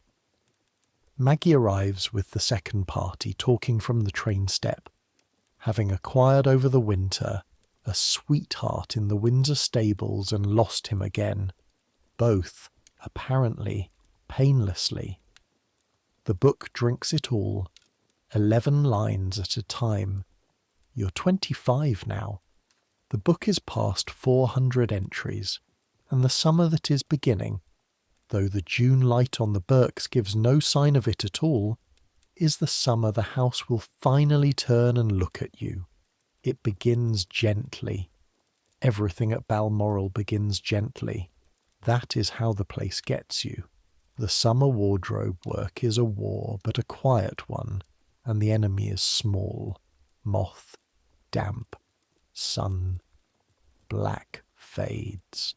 Nobody outside the trade believes it, but black is the most treacherous colour under the sun, literally under the sun. An hour of strong light through a carelessly shuttered window lays a brown stripe across a fold of silk that no art can lift, and the moth loves wool the way Effie loves news. So the summer is airing lines in the drying green on fine mornings, black gowns hung out in the northern light like a rookery, camphor and cedar shavings renewed in every box, and you on your knees in the shelf rows with a candle, a whole candle, workroom issue, the aristocracy of candles, hunting for the little gritty commas of mothwork along the seams. You find 2 in a cloak lining in July. Mrs. Innes looks at them over her spectacles the way a magistrate looks at poachers, and the cloak is dealt with, and the shelf it came from turned out the boards, and for 3 days the workroom smells like a pine forest on fire. One morning in July you see the other Queen again, and this time not from the edge. Mrs. Innes sends you down the glen with a parcel. Flannel, good grey worsted stockings, a knitted shawl, the kind of parcel the wardrobe makes up quietly all season long on Her Majesty's instruction. For the old stalker's widow at the Gelder cottages, the same roof Donald spoke of last October. You walk it in an hour and a half, and you're still 50 yards off when you see the pony carriage standing at the gable end, the groom at the pony's head, and your feet stop on the track of their own opinion. Herself is inside. You can hear her through the open door, that voice low and quick and warmer than any of its portraits, and the old widow's voice creaking along beside it. You stand at the road with your parcel like a statue of a girl holding a parcel, and through the little window you can see, in the brown dark of the single room, the shape of the most famous woman alive sitting on a hard chair by a box bed, black silk in the peat smoke, her stick against the wall, pouring, you would swear it before a sheriff, she's pouring tea. She stays half an hour. When she comes out, she has the widow's hand in both of hers a long moment. She says something that makes the old woman laugh and then cover her mouth as if laughter needed pardon. A coin passes, folded away small the way she does it, so the taking is easy. And the lassie of the house gets her cheek touched and stares up in plain, unfrightened wonder, being too young to have learned that this small, stout lady in black is supposed to be half the map. You stand at the road with your eyes down as the carriage passes you. Wardrobe maid, parcel, ditch edge, furniture. But the furniture hears the wheels slow for the rut, and hears her say to her companion in the passing 4 words, no more, before the wind takes the rest. Such a bonny morning, in a voice with the laugh still folded in it, the ballroom laugh, the spectacles off laugh, going quietly along a cart track to sit in more smoke with more widows. That night the book gets 16 lines, and the last of them says, they will make her a stone thing one day, all crown and no kettle. Paper remembers better. Paper remembers the tea. And then there is the Sunday on the hill, which you will keep to the end of your life, in and out of any book.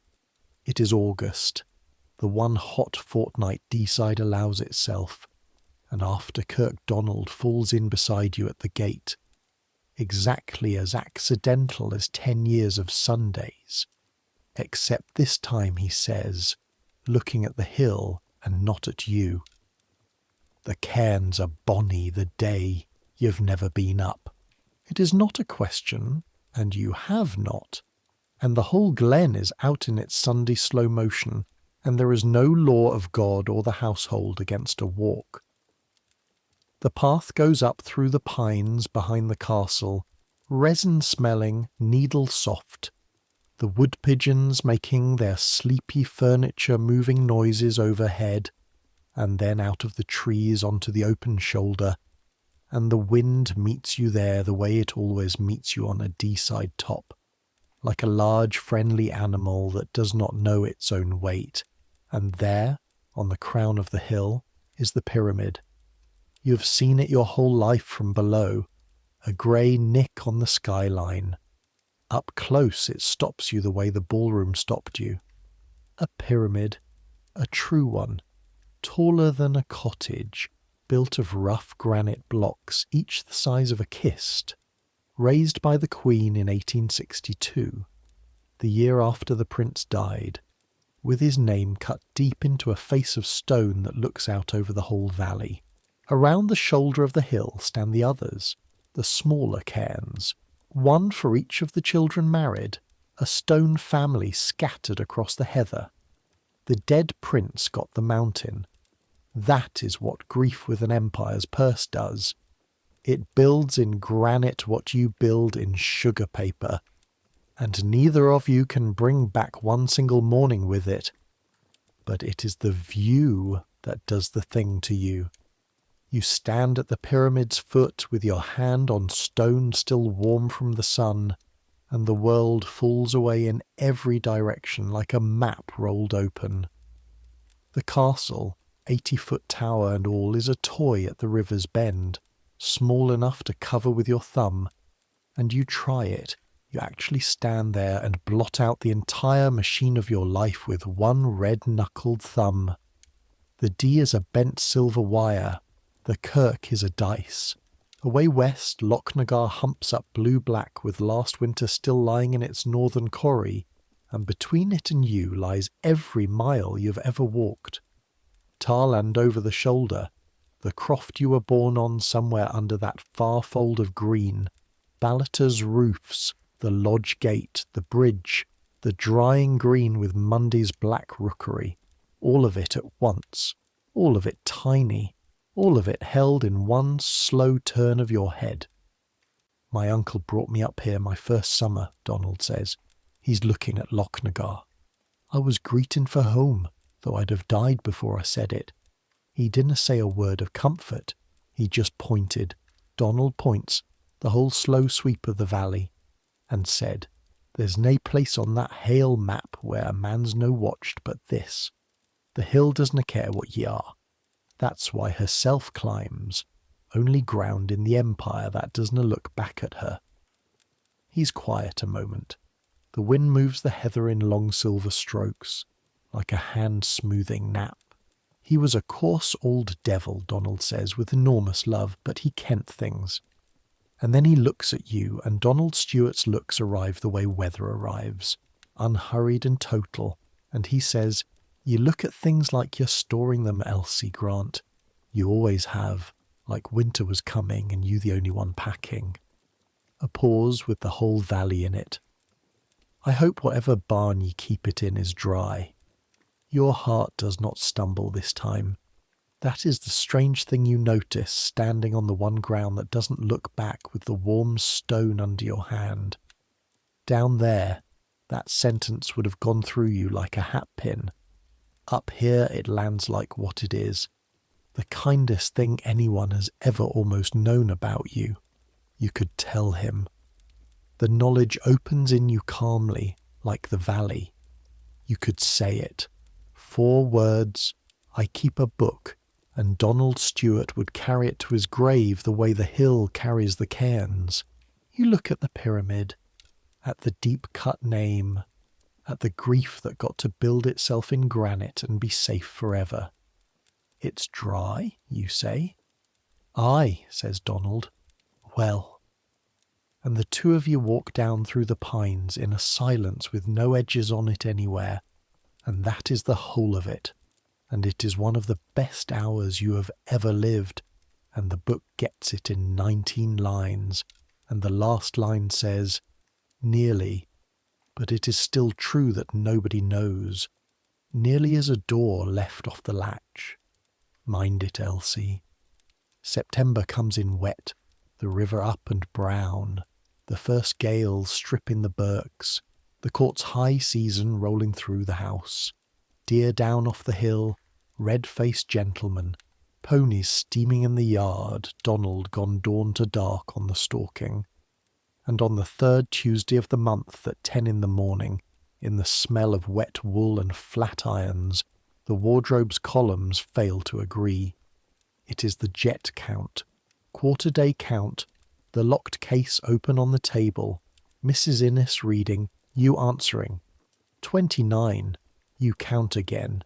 You count it twice, and then Mrs. Innes rises without one word and counts it herself, her long fingers walking the wadded compartments, piece by piece by piece, and the workroom goes so quiet you can hear the fire eat a coal. 29. The book says 30.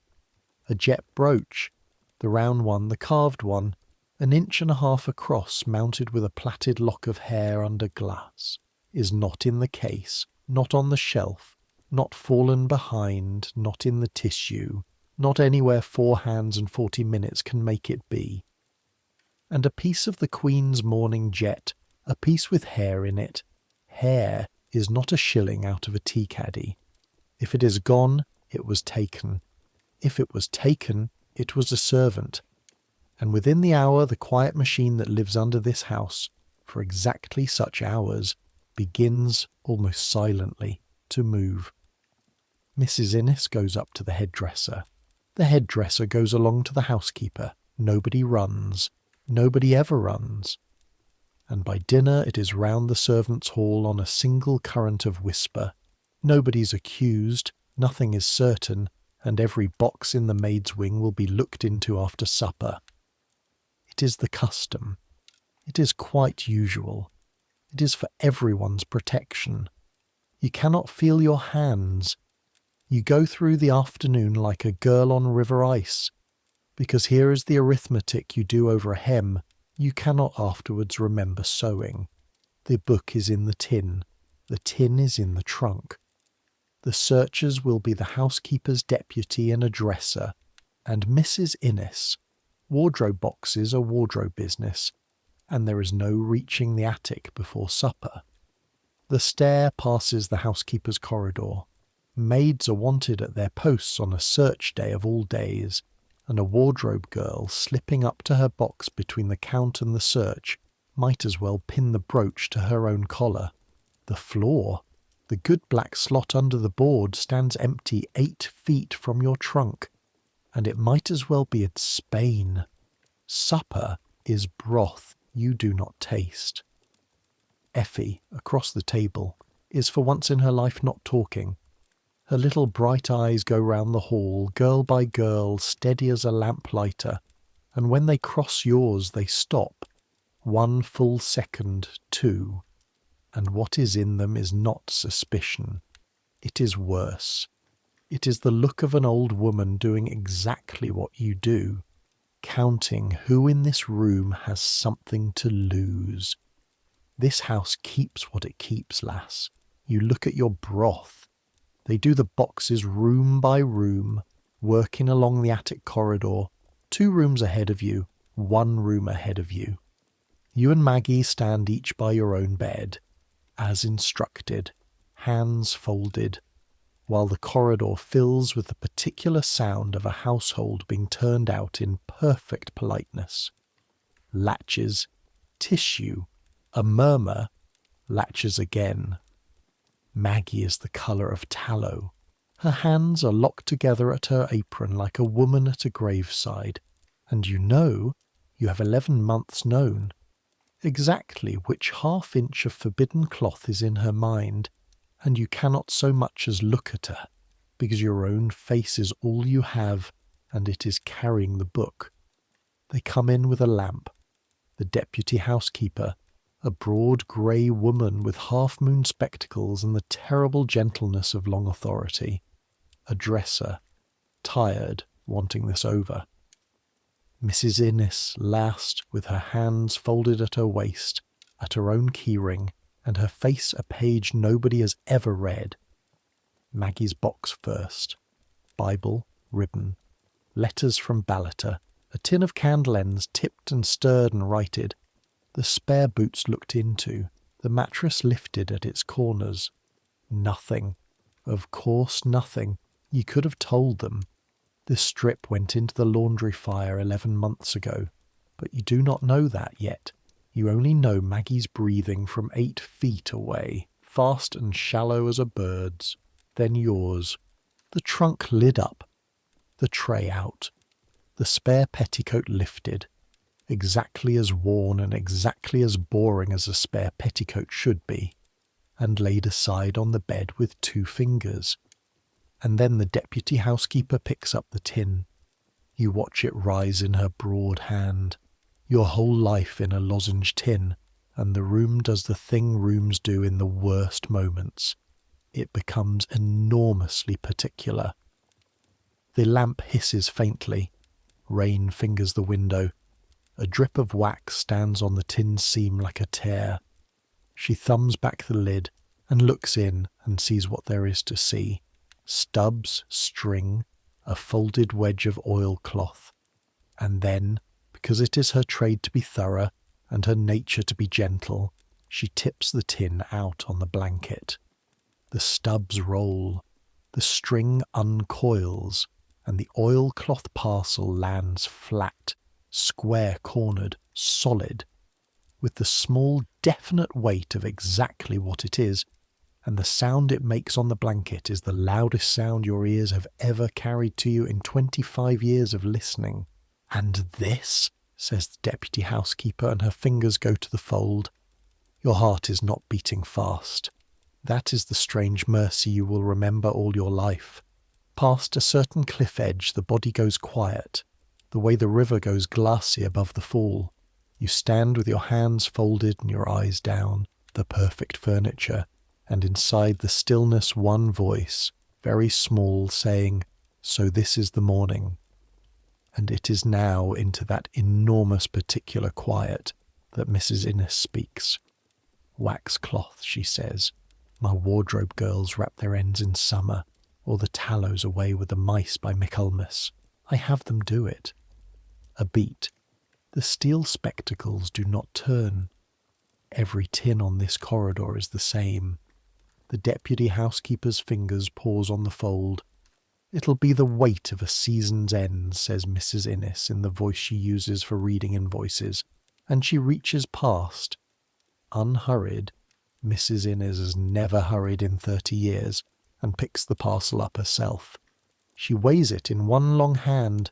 She, whose fingers can tell silk from silk blindfold, whose hands know the heft of every object this house contains, holds 400 entries of pencilled sugar paper, sewn in glazed cloth, weighs it, feels. She must, she cannot not. The flat, the corners, the spine. The lamp hisses. Rain on the glass. 1 second, 2, 3. "I," she says, to no one, to the parcel, and lays it back in the tin, and rakes the stubs and the string in on top of it with 2 passes of her hand, and sets the tin in the trunk and picks up the spare petticoat off the bed, and folds it over the tin herself. 1 fold. 2, the way she folds everything, as if the world could be kept by folding. "Next room," says the deputy housekeeper, and the lamp goes out of the door and the latches begin next door, and you stand by your bed unable to sit, because sitting was not instructed, while Maggie across the room breathes in little tearing stitches and the rain wanders down the black glass, and you think one thought, over and over, round and round, smooth as a pebble going round a pail. She knows the weight of everything. She knows the weight of everything. She knows. They find the brooch on Friday. It had never left the wardrobe at all. It had gone down between the wadding and the case wall at the spring unpacking, flat against the seam, where 4 hands and 40 minutes, and even Mrs. Innes's fingers had missed it, and it came to light when the case was empty to be relined. The round jet face looking up out of the wadding with the mild reproach of the never lost. Entry corrected. Columns agreeing. A word is said at prayer about carefulness, and no word at all about the 50 boxes turned out on 50 beds, and the house closes over the whole week the way the pool closed over Maggie's stone. Everything in this house balances. Everything except 1 lozenge tin, which has been weighed by the only hands that matter and put back. The days after the search are very quiet and very long, and you live them the way you'd walk on a turned ankle. Everything works and everything hurts. The work goes on. The columns agree. Nobody says one word to you that a bishop couldn't hear. And at 5 in the morning the book comes out of the tin, and you sit with the pencil in your fingers and find, for the first time in 2 years, that the hour has changed under you.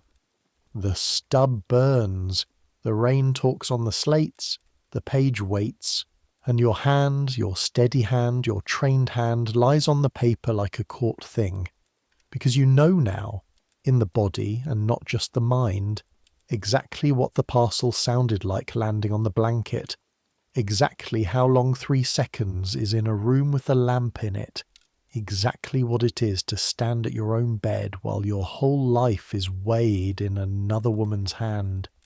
You write anyway, shorter. Write small was always the first rule.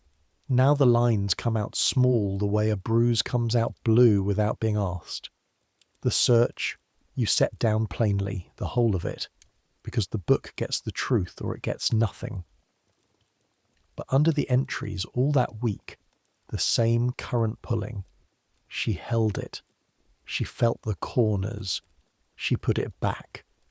And nobody in the wide world can tell you which of the 3 things it was.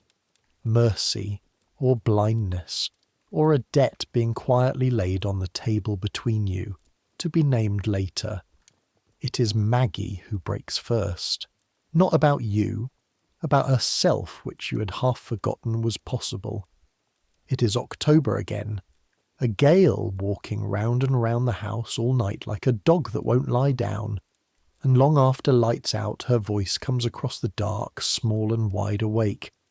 "Elsie, are ye sleeping?" "No." A long pause, rain flung at the glass like gravel. Then, all in one breath, the way water goes over a lip. "When they did the boxes, I thought I would die. I thought my heart would stop in front of Thon Woman and they'd bury me and my mother would be telt. Because I took a thing once, last year. You mind the wee tartan strip, the singed one, off the family's rug?" The dark says nothing, so she goes on into it. "No, the hail strip, a wee snip off the end, inside my stays before I kent I'd done it. I didn't even ken what I meant by it, Elsie. A keepsake of what of them. And then Mrs. Innes said thon thing about a bonny wee scandal, and she didna look at me, Elsie, she said it to a needle, and that was worse, and I couldna sleep for it. And the Monday after, I pit it in the laundry fire mysel, and stood o'er it till the last thread was away." A shaky breath. 11 months seen, and when the boxes were done I stood by my bed and shook for a thing that was ash since last November. Is that no daft, to shake for a thing that's ash? The gale takes a slow turn round the tower, and you lie on your back in the dark with the tin 4 feet below your shoulder and the board 8 feet from her bed, and you say carefully to the ceiling, "No, it's no daft. A kept thing weighs the same, ash or no. It's the keeping that has the weight, no the thing." "Aye," says Maggie, wondering, comforted, entirely unaware she's talking to the most practised keeper in the glen. "Aye, that'll be it."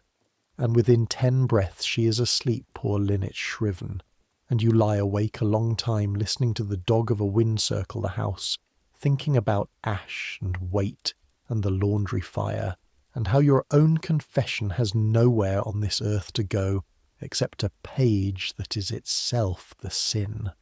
Nobody knows about the book. The sentence is still true. But you have begun to understand what the sentence costs to keep true, and the price has gone up every year you've paid it, and there is no one to tell that to either.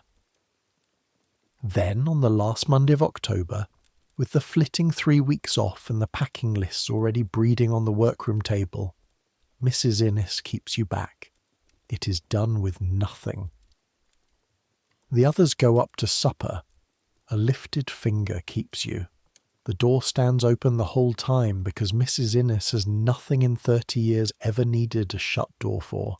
The workroom in the early dark is down to 1 lamp and the low fire, the irons cooling on their stands, the shelved black asleep in its boxes, and she stands a moment with her hands at her waist, at the small ring, the personal one, and then she walks to the old press at the north end and unlocks the 3rd drawer down and pulls it full open and steps back and says, "Come and see."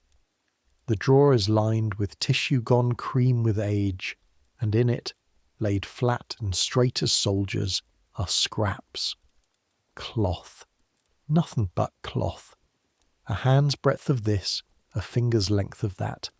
40 of them, 50, each one pinned to a slip of paper written in her copper plate, and even by lamplight your trade reads them before your eyes do. A wedge of crepe gone rust-brown at the crimps, the paper pinned to it saying, in faded ink, December 1861. A strip of watered black silk, 1872, the Thanksgiving. A child's glove, white kid, unbelievably small. The slip saying only an initial and a year in the 60s. Bombazine. A streamer of white cap muslin. Grey and red, your breath stops on it. A strip of the forbidden tartan, 8 inches less half an inch, one end singed, the slip beside it fresh as this year. The rug, October 88, condemned. And more under those, layer beneath layer, tissue between, a whole reign of black, retired.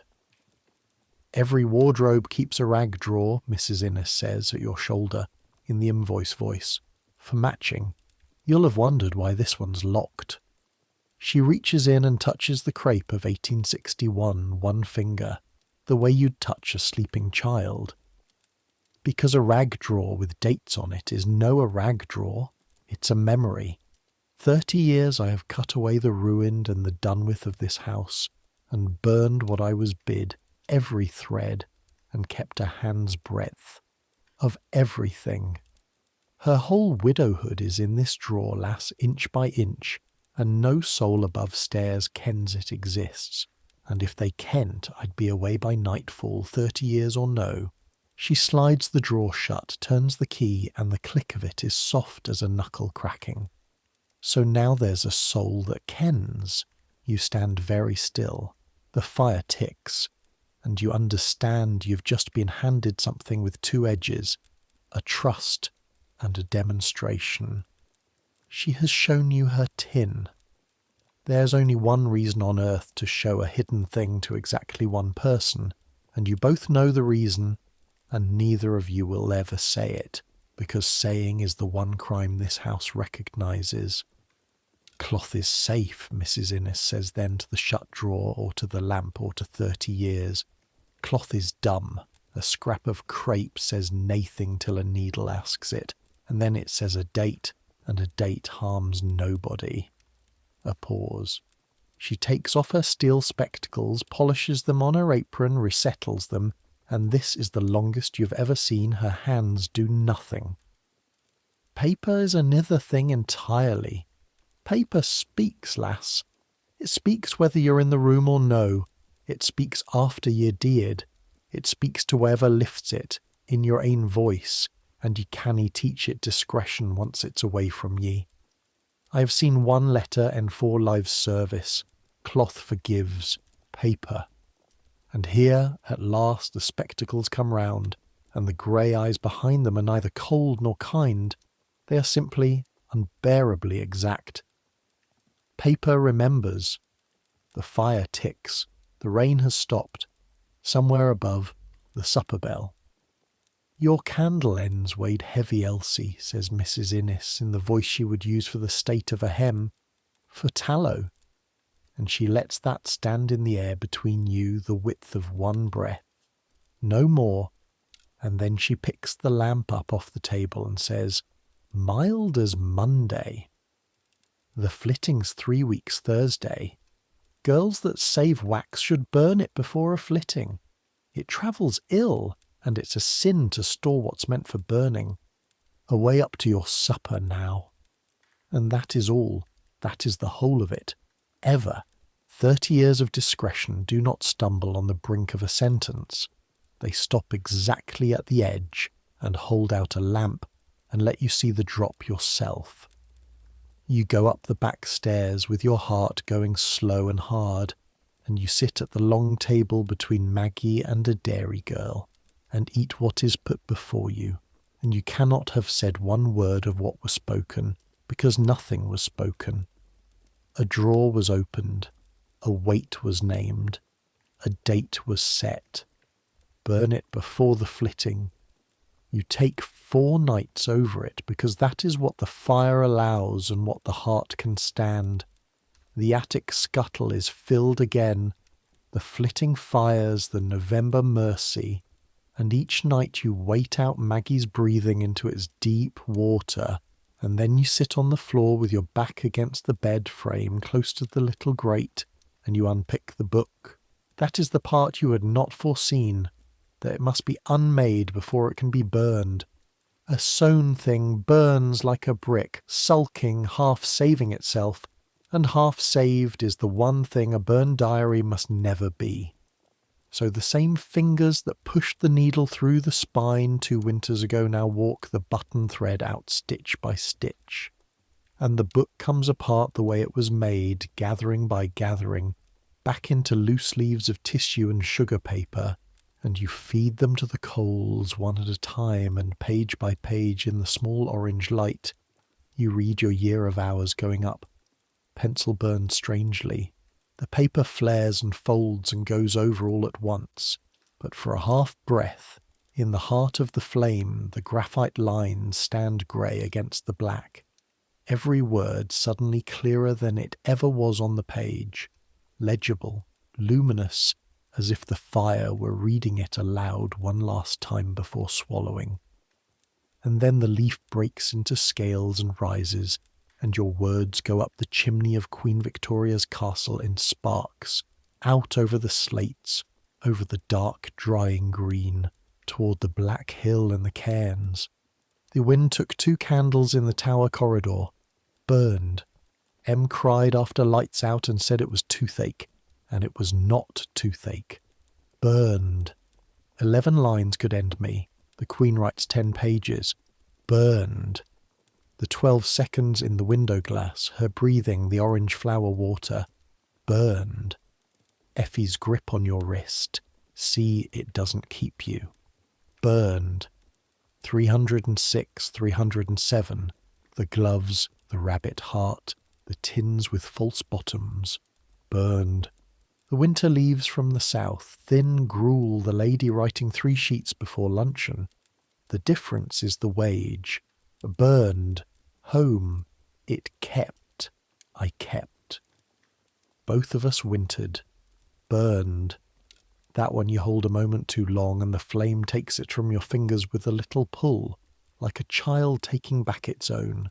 The tea in the peat smoke, the bonny morning, the pyramid warm under your hand and nearly as a door off the latch. Burned, burned, burned.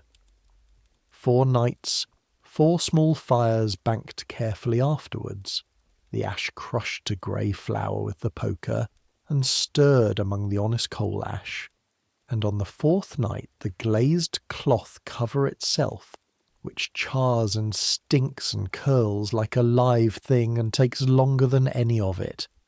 And then there is nothing in the world to show that Elsie Grant was ever anything but a wardrobe maid with red knuckles and a famously shut mouth, nothing except 1 leaf. You do not decide to keep it exactly. It is more honest to say that on the 2nd night, when the ball entry comes up in its turn, the longest entry in the book, 22 lines, the room like a lamp, the heron hop, the spectacles coming off. If nothing of mine survives but 1 page, let it be this one.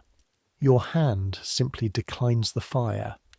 You sit with the leaf in your fingers and the coals waiting, and you read it twice, and the hand says no. Because everything else in the book, when you weigh it, and you've learned this year how things are weighed, everything else is yours. Your fears, your aches, your small treasons of noticing. The world could lose them and lose nothing. It doesn't lose every day, in every death, unrecorded. But this 1 page is not about you. This is the page where the Black Queen laughed until her spectacle came off, among her servants, in her own cold castle, with her grief hung round the walls. The page that says, in a maid's pencil, what no statue and no coin and no stone thing they'll ever make of her can say. That she was warm, that you saw it, that paper remembers the tea. The rule against keeping is absolute. But you learned your keeping in a house where the Queen keeps a mountain, and Mrs. Innes keeps a rain in a rag drawer, and Effie keeps 40 years of nights, and the glen keeps her secrets, and the house keeps what it keeps. 1 leaf. The house can carry 1 more leaf. So on the last night, after the cover has gone to its ugly death and the ash is flower and the grate is innocent, you make the leaf a coffin worthy of it. You fold it small, in 1/8, creases pressed with your thumbnail, the fold lines running with mercy between the pencil lines and not across them, and you wrap it in the last hand's breadth of the oilcloth, edges under, the old fold, the fold your fingers could make in the dark and have. You bind the packet with black button thread, the one thing in your life that was never once missed, round and knotted the way Mrs. Innes taught you to finish a seam, so that it can never work loose in any length of years. And then you take the jet button from the book's own cover, the cracked one, the condemned one, the only thing of hers you ever kept, and you thread it on and draw it down tight against the knot, a black seal on a black parcel, her jet closing a Maids page, which is either a theft or an offering, and after 2 years of thinking about it, you have decided it is an offering, and you are done deciding. Then you kneel at the foot of the bed and press the board's end, and the knot lifts to your thumb like a hand taking a hand, and you lay the packet flat in the dry dark between the joists. Not in your trunk, never in your trunk, 'cause your trunk goes where you go, and this must not. This belongs to the house. Let the house keep it. It kept the cold and the rules and the Queen's whole long grief. It can keep one warm page against them all. You set the board home and press it with your palm until the knot sits flush, and you sit back on your heels in the small orange light, and it is finished. 2.5 years, 440 entries, 11 lines a night. All of it ash and sparks over the dark hill, except 22 lines under a floor sealed in oilcloth and button thread and cracked jet, telling one laughter nobody, for as long as granite stands, write small, hide well, tell no one. You kept all 3 rules to the end. You just learned, at the end, that there was a 4th rule under them the whole time, the one the whole strange house runs on, from the rag drawer to the mountain of stones. Keep one thing anyway. The mornings after are the strangest of your life. You still wake at 5. The body keeps its own ledger, and 2 years of the hour are entered in it past erasing. And for the first few days you lie in the dark with your hands folded on the blanket like a woman laid out, wondering what the hour is now for. The tin in your trunk is honest to its bottom, wax and string and nothing, and it weighs what tallow weighs, and you find you miss the danger of it the way you'd miss a tooth. Your tongue keeps going to the gap. But the hour itself, it turns out, was never the pencil. The hour is still yours. You lie in it, and you watch the window go from black to slate to pewter, and you do in your head what you used to do on paper, the day set in order, the small things named so they cannot vanish. And you understand that this is what you were doing all along, and the paper was only ever the plate the meal was served on. Mrs. Innes took the plate. Nobody alive can take the meal. You're sleeping better, Maggie says, wondering one morning in the dark, hearing you still. You used to be up and scratting about like a moose at all hours. I'm sleeping better, you agree, and it is even true, and the linnet takes it and sings on, and the sentence joins all the other true sentences that are also perfect lies, in the place where you keep those now, which is nowhere, which is you. The flitting comes on a black November morning, the vans 2 days down to Ballater in the old line, the 17 trunks corded and sealed and numbered and agreed, the train breathing along the platform, the estate folk out in the frost to see the going. You have a window seat. Maggie has the aisle. Effie, who does not travel, stands on the platform in her 40 years of shawls and lifts one dry little hand. And Donald is up on the brae above the station, where he always is on flitting morning. A long, quiet shape against the grey, not waving, just seeing you away, which in the language of Donald Stewart is a psalm. The whistle goes. The hills swing off the glass, and in an attic room in an emptying castle, under the 3rd board from the wall, In the dark, the leaf begins its wait. It is still waiting. That is the end of the story and the beginning of the truth. So let me lay the truth out plainly, the way I promised at the start before the fire has quite died down. Elsie does not know, rocking south through the November dark with her tin of honest candle ends, that she has just done, freely at 25 by her own small fire, what the whole apparatus of the monarchy will do after her, on a grander scale and with less mercy. You do not yet know it either, unless you know how this reign ends, so hear it now, softly. The Queen has 11 more years. She will die at Osborne in January 1901, in the arms of her family, having written her journal to within days of the end. Nearly 70 years of days, the longest self-portrait ever made.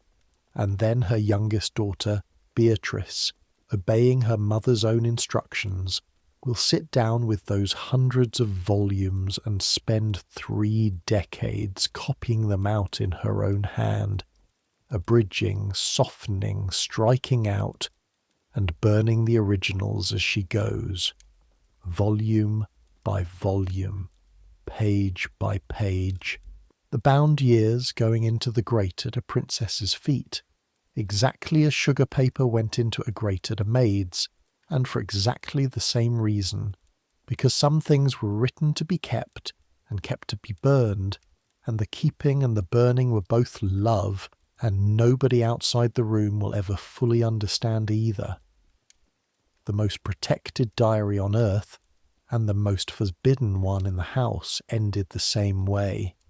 Fire is no respecter of wages.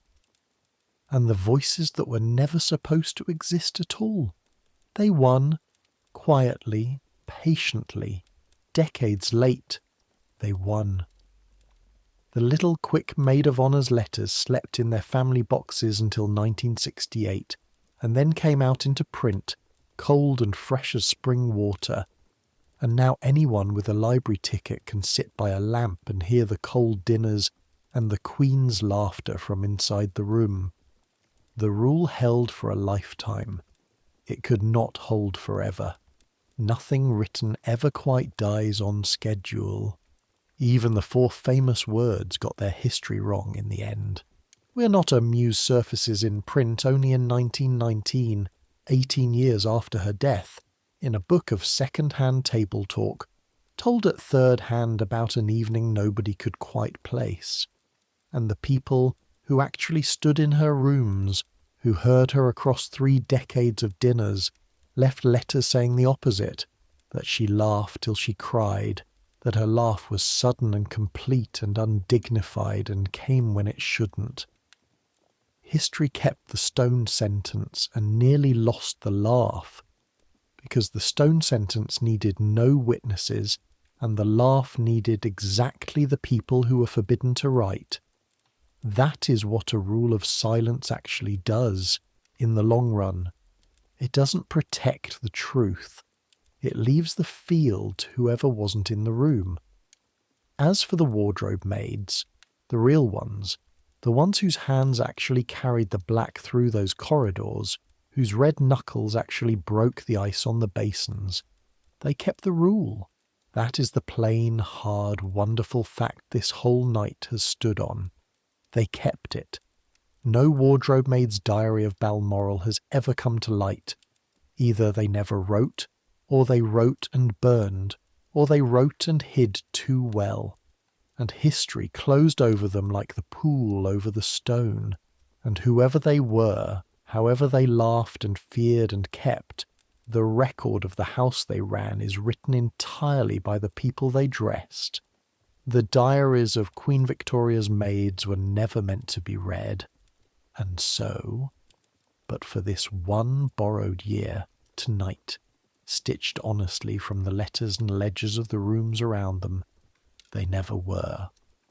Whether under some attic floor on D-side a real board still lies over a real oilcloth packet, no list on earth records. That is what hiding well means.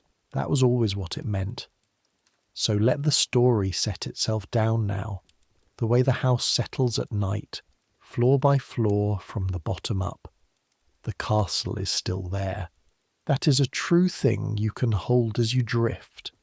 The grey granite is still standing over the same bend of the same river, the 80-foot tower, the pines, the cairns on the hill with the great pyramid among them, the ballroom that turns into a lamp. Strangers walk now where Elsie was furniture. The tartan is still on the floors. The river still runs grey between the birks, and the wind still comes down off Loch Nagar and walks round the house like a dog that won't lie down, and it no longer matters to anyone alive which doors are open and which are shut. Centuries will pass. The house you know will change beyond recognition, and the world around it faster still. The wages will become stories, and the rules will become exhibits, and the black dresses will lie in glass cases with their dates on slips of paper, like a rag drawer open at last to everyone. But people will still wake before the house to own 1 hour.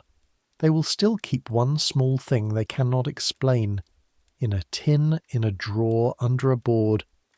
They will still write down the day in a hand nobody else was ever meant to read, because something in a person refuses, quietly, politely, at 5 in the morning, to let it all vanish. Some things don't change. The need to be remembered doesn't change. The kindness of keeping doesn't change. And the hour is yours now. That is the last thing and the truest. The house around you is settling. Let it.